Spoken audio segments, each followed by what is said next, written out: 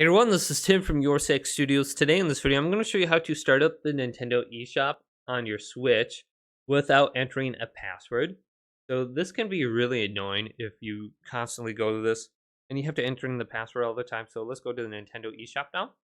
Select your account, type in your password.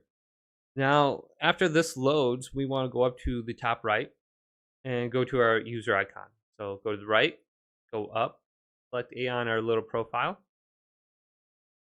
Now under here, we want to go up to our name, then go to the right, scroll on down, and there's a setting under here. It says change password.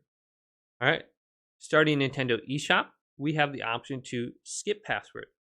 Using saved credit card info, we can enter a password.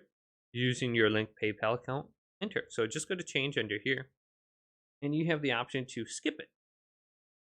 So scroll on down. You might want to keep the enter credit card and PayPal account information on there. If you're going to be buying something, you might want to keep that on. But you can skip the eShop one and go to save.